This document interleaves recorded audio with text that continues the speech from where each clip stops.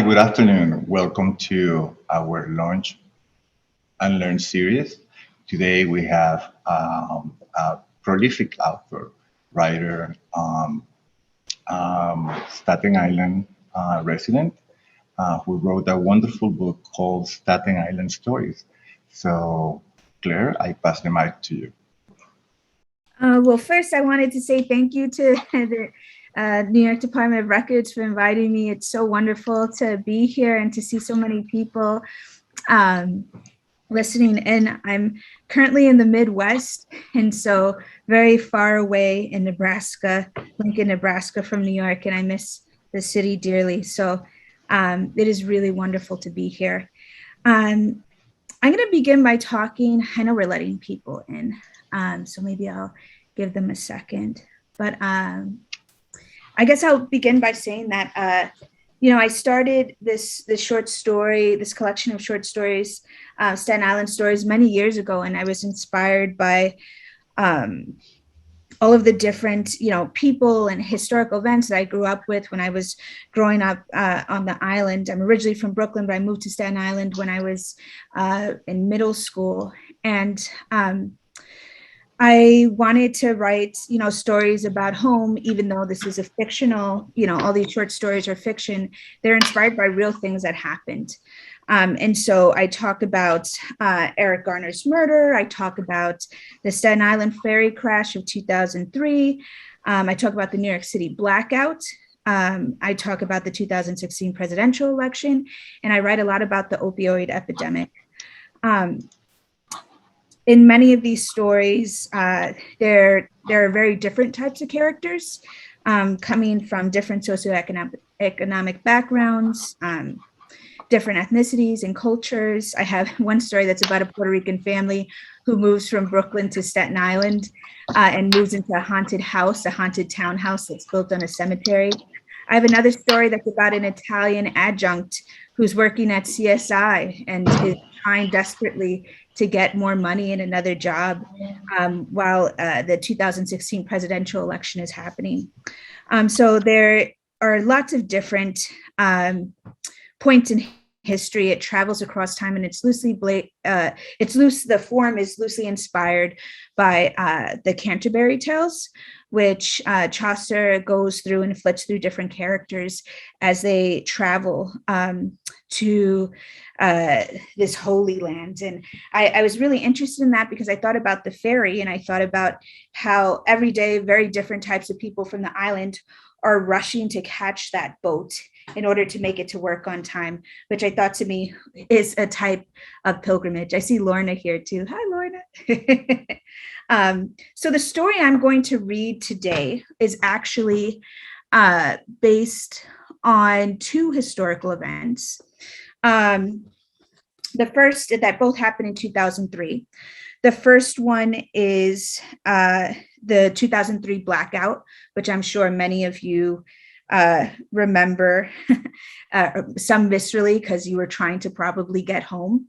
And the second one is the 2003 ferry crash. And part of my process as I was writing these stories was to look at pictures and articles from that time. So I actually wanted to take a moment to just share my screen to look at some of the pictures from 2003 of folks inside of New York trying to get home or trying to stay cool during the summer. So we have this, which of course, to see the city not lit up. Some of you remember that. Walking over the bridge, trying to get home because there was no way. This person's guiding traffic. This is a funny photo there. They're trying to hitch a ride on the back of a truck. I love this photo so much. It's people stuck in a subway, which to me is horrific, but I think it's such a great photo to capture that time. There are some folks who were stuck in the train for hours. Maybe some of you are in this room had the misfortune of having that experience.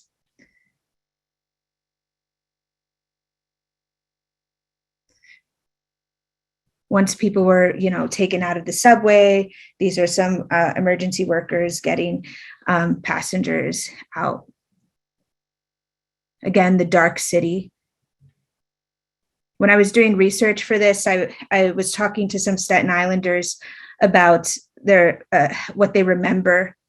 And one of them was talking about being on the ferry. There's also this, there's this question about whether the ferry ran that day or whether it didn't.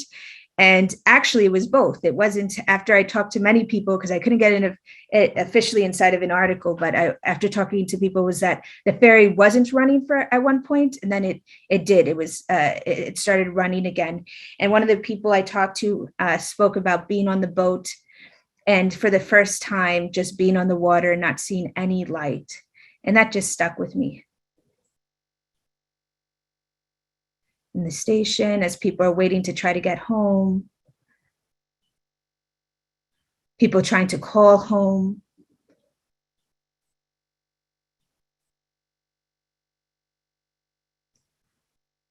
There's also, I'm waiting to get to this picture, that also struck me, of folks just kind of giving up and deciding to sleep.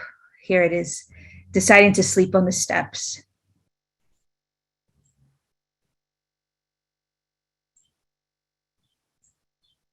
So that was the 2003 blackout. And the second incident that I was interested in happened several months later. And this was the 2003 ferry crash. And so to give you some history about what happened there, for folks who may not know, there was a pilot. He was the pilot of the boat. He had taken some painkillers the night before for his back. He had a really bad back. And the next day when he was navigating the boat, he fell asleep, and the boat crashed, and it ended up killing 13 people. So here's some pictures from this.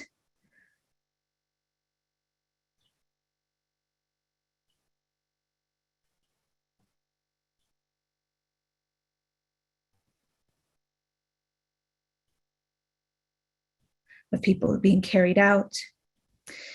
It just, the dock just ripped into the boat. So it just shredded it. And reading testimonials from people on the boat, they just talk about running and trying to escape that dock as it advanced.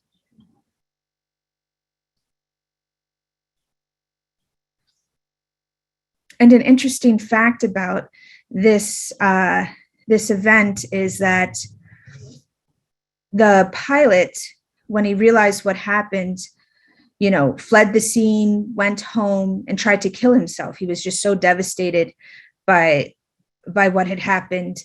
But then he survives, right? And so he's put on trial later.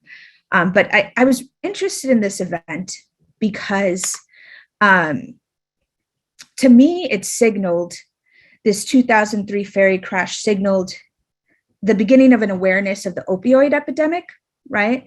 So of course, in the mid 90s, we have, Purdue pushing out OxyContin, but there were other different types of painkillers too that were getting pushed out a lot to working class folks. And so in this incident, it was tramadol, I think, that the pilot was taking.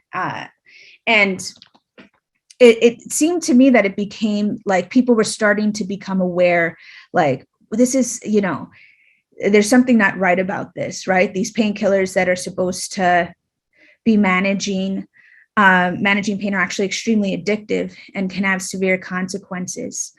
And I put these two together because I was marked by, in both of these events, the type of exhaustion that was happening for a lot of these, the people who fall asleep on the steps of Penn Station, right?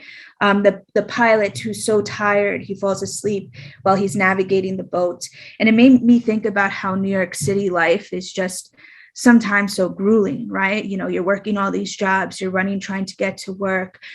Sometimes you can't get home. And I put these two things together to write this story called As Luck Would Have It. And it's about a single mother who's from Staten Island, and she works at the DMV in the city.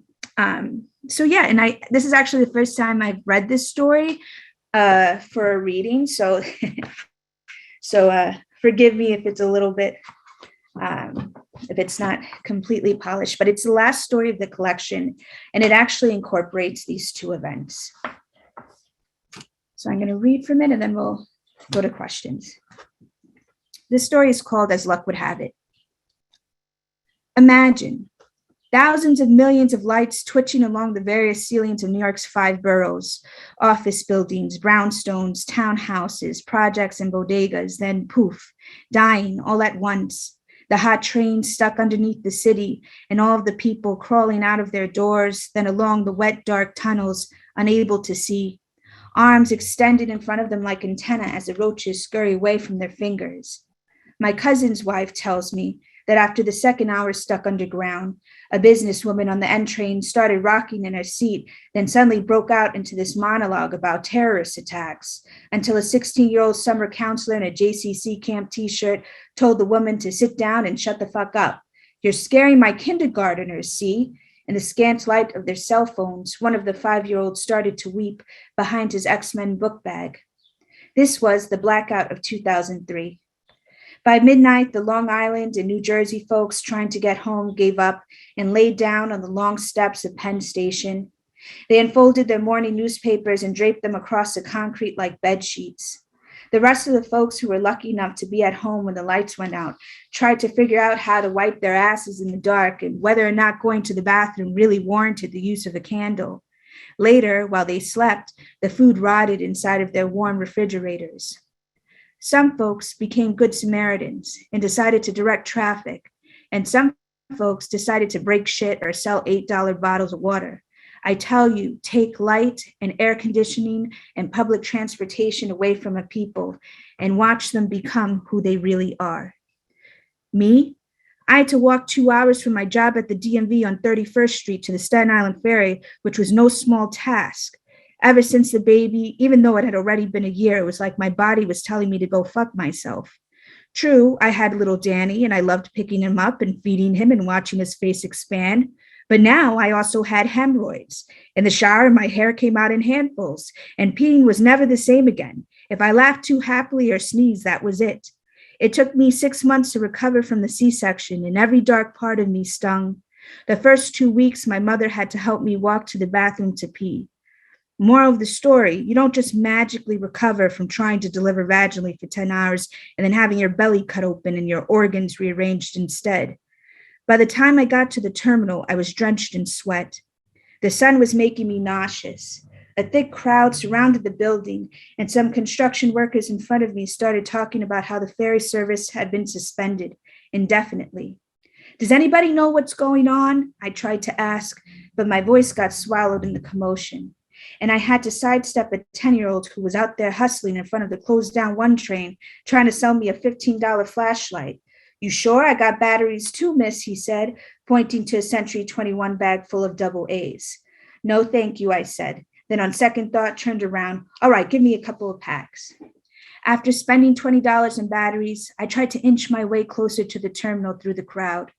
A man sweating through his blue dress shirt paced back and forth in front of the terminal, repeating one word over and over again into his BlackBerry. Unfucking believable. An hour passed, and then one more. My mother, who was taking care of the baby at home, was more apocalyptic over the phone than ever. Do you have your mace, food, water? Yes, Ma, I said, then told her about the batteries. Listen, I just got off the phone with your Aunt Linda, and I want you to call your cousin Tommy and tell him to pick you up at the terminal. And also we need eggs and bread and toilet paper too, and cold cuts. Low sodium, not the cheap stuff either, Julie. If he starts to argue about it, tell him he still owes me $20. Why she was asking for eggs and cold cuts when the electricity was down, I have no idea. That's not really possible, Ma. The traffic's not even moving. And I wasn't lying either. I'd outwalked all the cars in Midtown that were stuck on Broadway. And what do you need toilet paper for? We have a whole closet full, I said, which she ignored. You know what, sweetheart? You can walk across the Williamsburg Bridge and maybe Tommy can pick you up from there. The Williamsburg Bridge. I looked down at my broken Mary Janes. A blister the size of a grape was bubbling up on the back of my right ankle.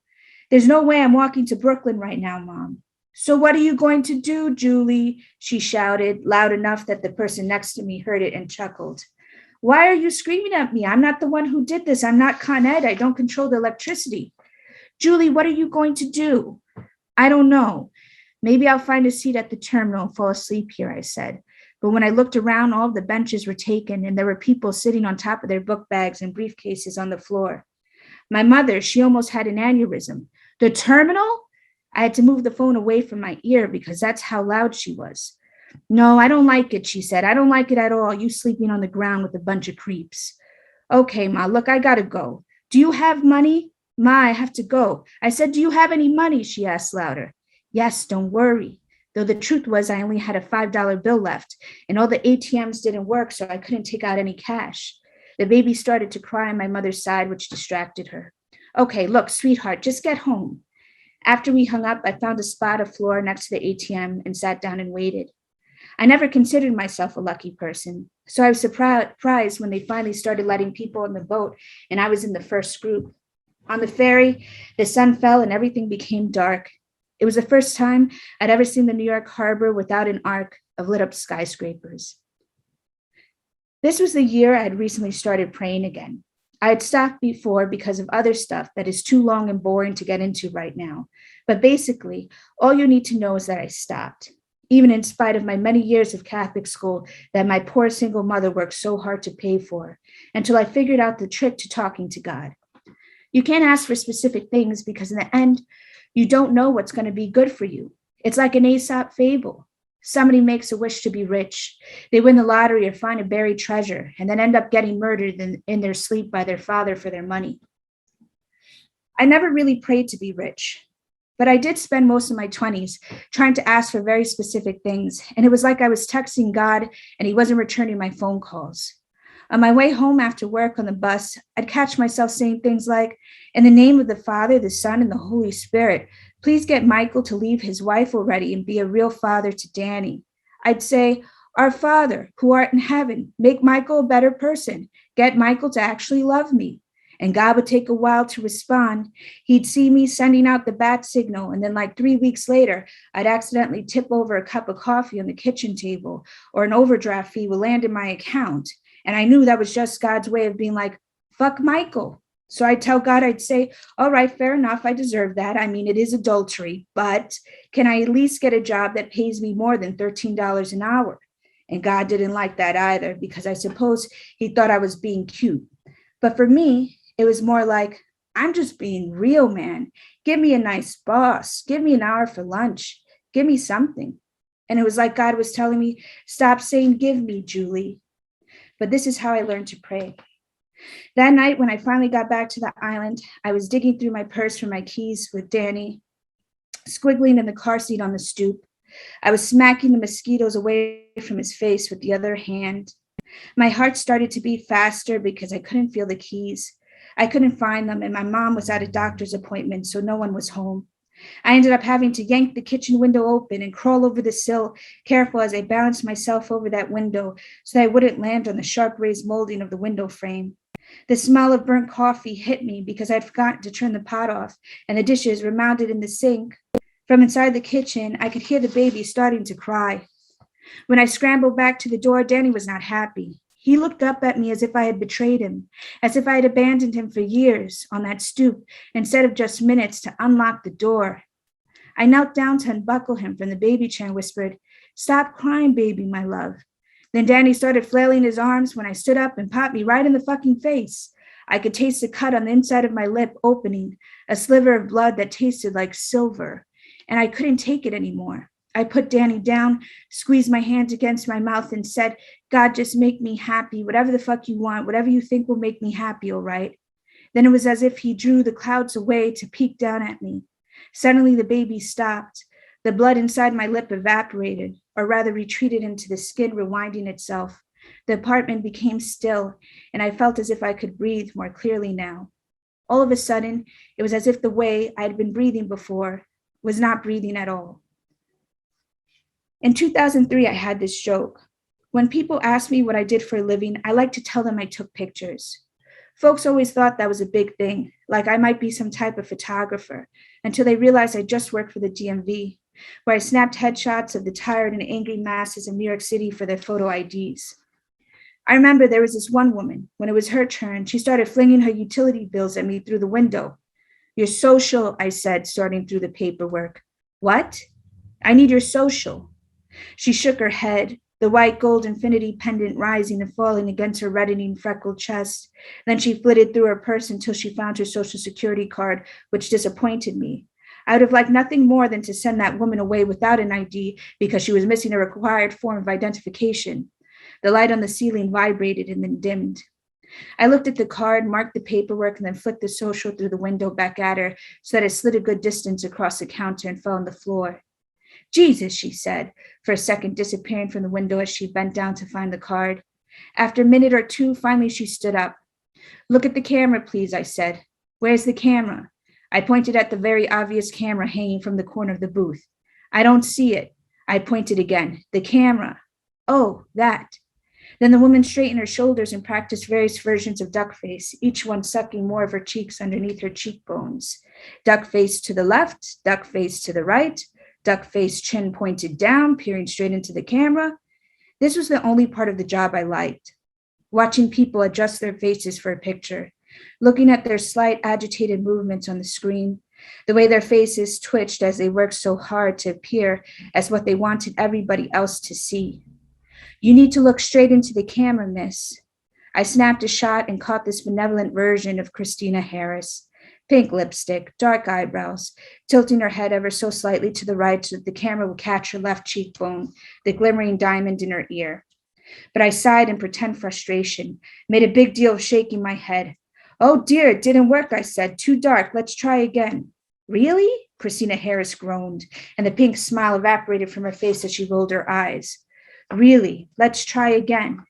I held my index finger above the mouse and watched the cursor waver above the little icon of the camera. Immediately, she smiled again, the grimace gone. Even though I had tried to snap the picture quickly to capture the frown, she had somehow been able to pose and transform into sweet, kind Christina in less than half a second.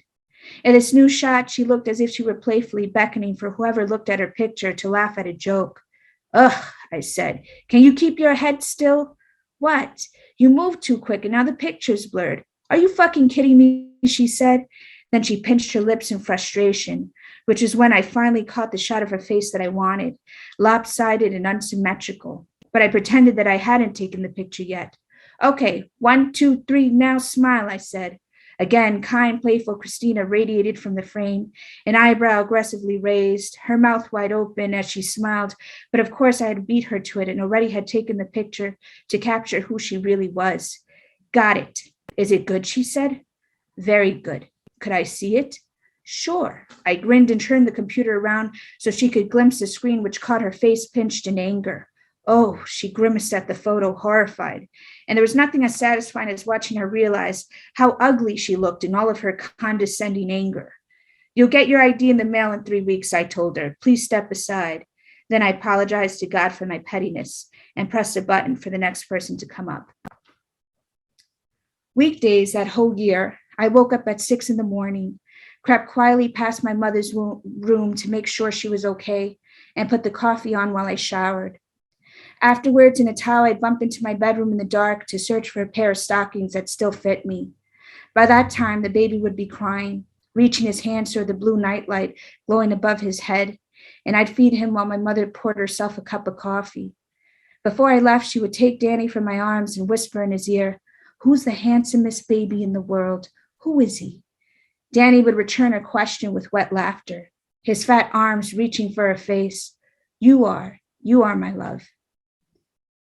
There's a quiet section of the boat where people are supposed to not talk or make loud noises. Mornings, I would sit there and close my eyes sometimes to try to get another 20 minutes of mediocre sleep while the boat moved across the water. One terrible morning, I needed to sleep so badly, I used my purse as a pillow and leaned my head against a column. The buckle was pinching my cheek, so I took my scarf off and wrapped it around my purse. My mother had been up that night sick, the worst she'd been in a while, and I couldn't bear to hear her like that alone all night, sitting on the couch, wincing in front of the TV. We drank coffee and watched old Law and Order episodes until 3:30 in the morning, when we fell asleep together on the couch. 2 hours later, I woke up. On the boat, just as I wavered off to sleep, I heard a thump. Somebody had dropped a heavy bag of what sounded like metal on the floor next to me.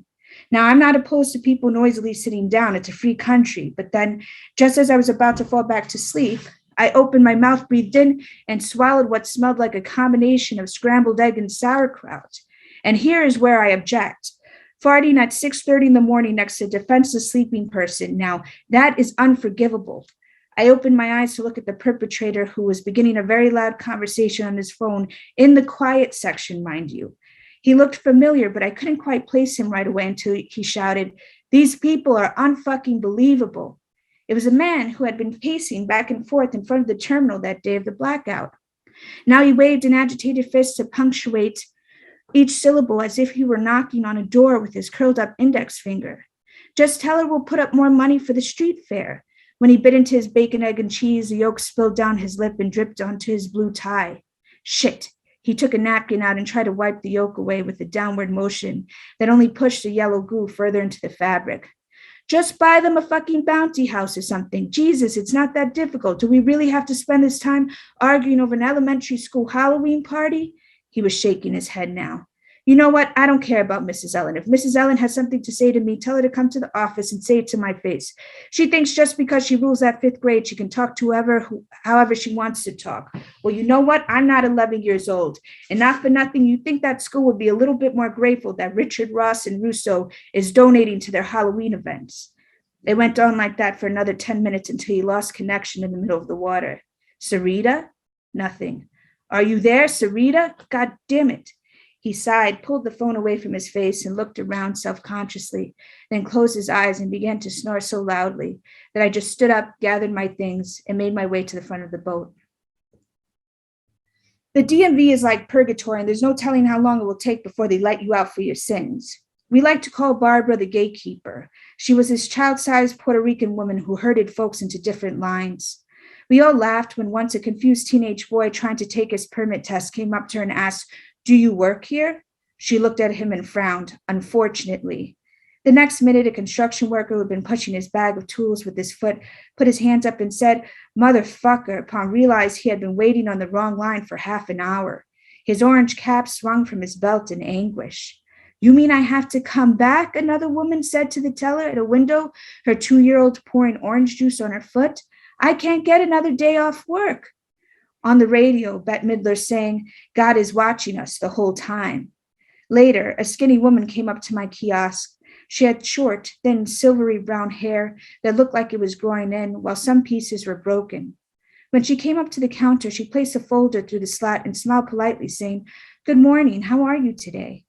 She was missing one form of ID, but since she played ball and actually exhibited genuine manners, I waited for her while she looked through her purse until she found it. When it was time for a picture, I pressed the button, took the photo, rotated the screen, and showed her the shot. It was a routine gesture that I must have made a million times, but I wasn't expecting what came next. The woman looked at the screen and began to cry. "I'm sorry, she paused. "The chemo's really fucked up my hair. It's hard for me sometimes to see it." My mom had been going through this too. For her, the worst thing was not being able to eat. At one point, I'd spent hours at the stove making my mother risotto, her favorite, but when she ate it, she began to cry. She couldn't stand the mush in her mouth, the flavor. My mother pushed the plate away, then said, "All I taste is blood." "This camera isn't forgiving," I told the woman in front of me now. "It's not you, it's just the computer." She started to cry harder, so I found some Kleenex in my purse and pushed it to her through the window. "You know what? Forget it. Forget this picture. Let's get rid of it." I turned the screen back toward me. "Let's try again." She closed her eyes and put one hand over her chest, the other over her mouth, and then in this way it was like as if she were praying. "You ready? How about now?" She opened her eyes and nodded. "I want you to look directly at the dot. Yep, just like that. Beautiful. Now lift your chin up a little bit and smile." She followed the directions and I snapped the shot. Afterwards, I looked at the picture hopefully, but the smile looked forced and she was gritting her teeth as if she couldn't breathe. "It didn't work," I told her, deleting the picture. "Let's try again." "Oh, and don't worry about it," she said. "Don't trouble yourself." Then she smiled the way she did when she said good morning, and I clicked the mouse. Quickly, the pixel shifted across that half a second. There, we got it. I turned the screen around so she could see the photo. This time, the harsh glint of the fluorescent light didn't flash against her scalp. Instead, the camera captured the wide energy of her eyes, the generous smile, and I hoped that looking at the picture, she could see it too, all the things that chemo could never take away from her. One morning, I was running late to the ferry because Danny was not having it. The beginning of his teeth were cutting through his gums, so for the past week had been inconsolable. I needed to skip the shower and cajole him while my mother stood there, making all types of funny faces until he accepted her arms. I made the boat by seconds. As the door slid shut behind me, I followed the 7 a.m. crowd into the mouth of the boat, where thin fog hung around the ramp, connecting the ferry to the pier. Inside, I had to hustle. The boat was so packed that people were sitting on the stairs. Normally, I would have just stood, but the morning drama with the baby and the run for the boat had left me exhausted. When I did find an open space, it was next to the loudmouth lawyer, same blue tie but free of yoke, and of course he was on the phone, though I was too tired to care. I waved a hand in front of him and pointed to the empty space beside him so that he could move a little bit, to which he sighed and shifted over begrudgingly. Thanks, I said. Look, what a gentleman. But he was so worked up on the phone that he didn't hear me. His cheeks were flushed. You know what the sad part is, Sarita, he said. Then he lowered his voice. I knew he was going to pull some shit like that. 10 years as a lawyer and it never fails. People always do desperate things in desperate situations, he said. Which of course made me think about Michael, the desperation part, and how when I told him about Danny, he looked at me and said, so what are you trying to do here, Julie? We were sitting there beside each other on the deck, looking out at the dark water blending into the sky. I stood there quiet. I felt like he'd knocked me in the fucking chest. You must think I'm real stupid, huh, he said. Then he cut me off completely, didn't pick up my phone calls or answer my emails, so that at one point I got so frantic, I drove all the way to Tauntonville after work and showed up at his house, this ugly, expensive new townhome positioned right at the curve of a cul-de-sac, connected to 3 other houses with the same white aluminum siding and gray roof. Once there, I watched his wife laughing on the steps, gossiping with the neighbor before going inside. She had long, straight, almost black hair that reached her waist, and I was surprised. The woman was much prettier than me. The way Michael used to talk about her, you would never know it. I couldn't imagine why Michael would want to sleep with me instead of her. I sat there for a couple of minutes with the air conditioner on full blast, my thighs sticking to the seat, until an old man knocked on my window, asking me to move because I was blocking his driveway. So I turned the car around and left. At night, while Danny crawled around the coffee table and tried to stand up, my mother told me, you underestimate yourself. She got like this sometimes after too many hours with Dr. Phil. I picked up her unfinished plate of lasagna and laughed it off. I don't underestimate myself, Ma. I just think you have so many skills. You were always so much smarter than Kathy's daughter. Jesus, you had to teach her how to use her Legos. Remember that? And now look who's the doctor. My mother was always talking about people becoming doctors. That was the way she was. I moved into the kitchen to start the dishes, turning the water on to block out her voice, and she admonished Danny for reaching toward the little eyebrowless Precious Moments figurines she'd arranged on the end table. No, don't do that, baby. Don't touch that. No, good, bad. When I had gotten pregnant with Danny, I gave my mother the news at an Applebee's and started to blubber right there next to a table of teenagers singing out happy birthday. She looked at me and said, it'll be okay, baby. We don't need anybody else. Then reached across the table and held my hand. Of course, she didn't imagine then that she would get sick. Look at me, Julie, she said. Have we ever needed anybody else? No, never, I said. And to this day, even though she is gone, I don't think anybody in the world ever loved or understood me as much as my mother. The next day on the way back home to the island from work, while the boat was getting ready to dock, I heard the lawyer, my morning commute nemesis before I saw him, phone tucked between his shoulder and chin, a steaming black cup of coffee in his hand with no lid. I stood at least 4 people behind him in order to avoid any interaction, but as luck would have it, the crowd moved in such a way that I found myself standing right beside him. A woman with her carriage stopped abruptly because her daughter had dropped a bottle, and when she bent down to pick it up, the lawyer bumped into her, and his hot coffee spilled sideways all over my coat. Oh my God, miss, I am so sorry, he kept saying, holding his hands out in apology. And this is where I finally lost it. Can't you look where the fuck you're going? Jesus, who walks around the boat with no lid on their coffee? The surrounding crowd was becoming irritated with the both of us as they made their way around our argument. Come on, lady, give me a break. I said I'm sorry. Then he offered me a greasy napkin streaked with ketchup from the bag holding his bacon, egg, and cheese, which was when it all happened. A noise roared and ripped through the air as if a bomb had exploded. The floor and the walls vibrated, and all of us jerked forward. From a distant spot in the front of the boat, people started to scream, and it took me a moment to realize that the boat was crashing into the pier. The concrete and wood of the dock were tearing into the vessel. The lawyer's eyes widened as his phone fell from underneath his chin. Move, he shouted. My whole body was shaking, and at first I couldn't go. My legs felt like they'd been deflated, but then the lawyer yanked my arm and pulled me away from the falling debris. Behind us, the dock continued to eat the boat, cutting through the seats and the walls and the windows and the bodies of passengers who stood too close to the front and couldn't get away fast enough from the advancing metal. At one point, somebody knocked me down while they were running, and as I fell, my hand slid along the lawyer's wrist. He turned around and grabbed my elbow again to straighten me back up, and we took off. But if he would have left me there like that, if I would have stayed down on the floor of the boat, and if he would have kept on running, the pier would have cut me in half. After the boat finally stopped, all of us crowded to the furthest edge of the vessel and waited. We thought we were sinking, or that maybe the boat had been under some terrorist attack. The lawyer stood beside me, searching for his cell phone, which he'd lost when we were running. Unfucking believable, he said. Oh, somebody is definitely getting sued. Much later, we learned that the pilot, whose back had been throbbing for days, took too many painkillers and exhausted had fallen asleep while navigating the boat. Since he was the only one in the pilot house, nobody had slowed the ferry down when it was time to dock.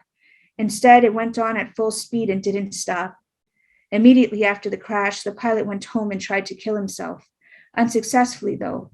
He survived and ended up doing 3 years in prison. But what stays with me always is not the pilot's story or the way he cried during the trial or the bloodied bodies or even the victims' families. What I still think about sometimes, almost 15 years later, is running away from the pier and how when I fell, it was Andrew who bent down to help me stand up. Sometimes in my dreams, I'm still running away, except this time I'm trying to escape this tall, quick wave of darkness. Every now and then, remembering it, I'll tell Andrew, oh man, I hated you. Sometimes I still can't believe that you stopped. And always he'll kiss me on the side of the head and say something like, come on, what type of asshole do you think I am? Then while turning off a light before bed or placing a hand on my knee in the car or while running hot water over a stack of dirty dishes after dinner, he'll say, accept it, Jewel. Sometimes people are not as ugly as you think. Right. And that is the end of this story.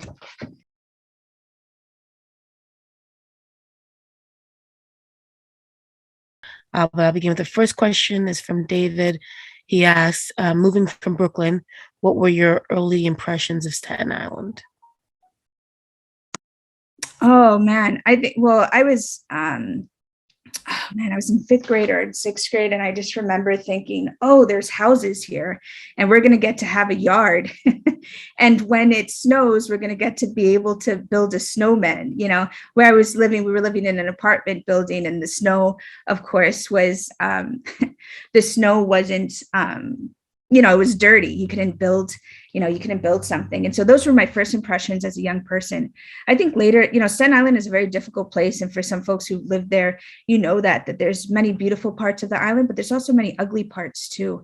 And I think that was a hard thing to navigate as I became a teenager, seeing some of the ugly things like racism, but also seeing some of the beautiful things like, communities coming together to help each other, or, the culture that exists. A lot of people don't understand that the island actually has a lot of different types of people living with each other. There's Sri Lankan, Liberian, Puerto Rican, Black, Italian, Russian, Irish. It's a lot of different types of people. And I wish that would have been, I wish people would understand that a little bit more about the borough. That was a good question. Thank you. He also asks, are there other writers who've written about Staten Island who've inspired or influenced your work? Oh yeah, Audre Lorde. People don't realize that Audre Lorde lived on Staten Island. Oh my God. Sigrid Nunez is a great writer too. That she actually just won, I think it was a National Book Award for The Friend. But she has this beautiful novel called For Rowena, and she talks about growing up. She's I think it's Panamanian and Chinese. I have to check, but she talks about growing up in a project housing complex in Staten Island decades ago, and finding somebody who used to live with her later on as in her career as a writer, and just reflecting on what it was like growing up. There's a lot of great writers right now who are doing great work. Check out Coffee Ennui, Thomas Fukuloro, just really wonderful writers that are trying to do lots of poetry and public programming on the island. So definitely, those people inspire me. Okay, we have a series of questions from Diana, who wants to do a series on Staten Island authors for her blog. Her first question was, what advice would you give to young writers that you wish you were given? Yeah, and I think I see right over here that you wanted to do feature. You, of course, Diana, you could look me up on Twitter or something, and then we'll definitely figure it out. But what advice I would give to young writers that you wish was given to you? Wow. Read widely and read a lot, and try and experience things. Like, go out and live in the world, and talk to people who are very different than you. Listen to people's voices, hear how they speak, so that you can capture it on the page. And take everything. Like, I learned from watching TV. Sometimes I'll watch a series. I was watching Pen 15 last night. I'm like, this is so funny. Why is it so funny? Why does this work? And then you try to take those lessons and put it inside of your work. Okay. She also asks, or comments that Staten Island receives a lot of backlash, unfortunately doesn't have the best reputation. And she asks, what is your favorite aspect about Staten Island? The food. I love to eat. I love to eat in Staten Island.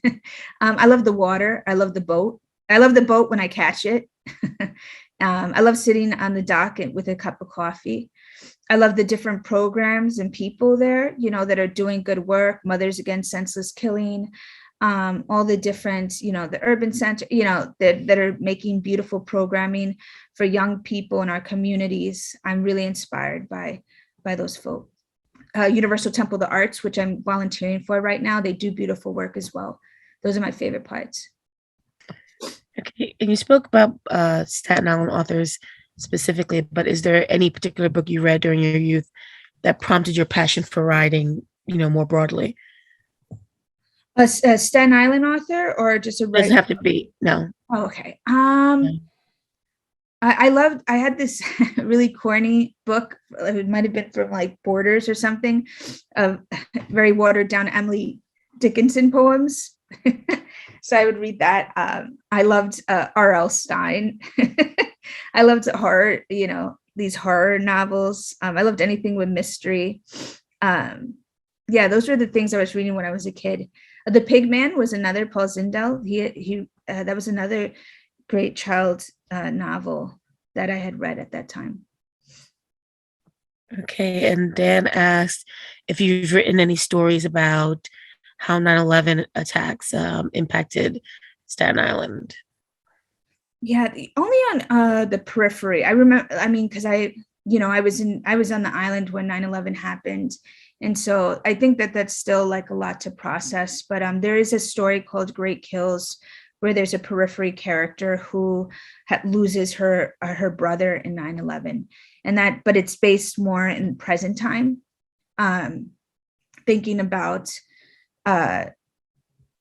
like the consequences and repercussions are in our life, and redemption and all of that. So that's in the book too. That's called Great Kills.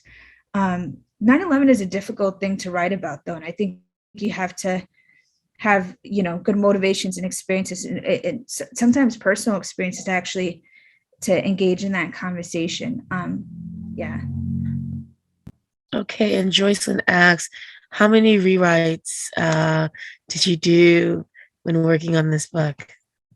Oh my God, so much. All I do is rewrite. It's actually, James Baldwin has this great quote. He's like, I revise a lot. It's very painful.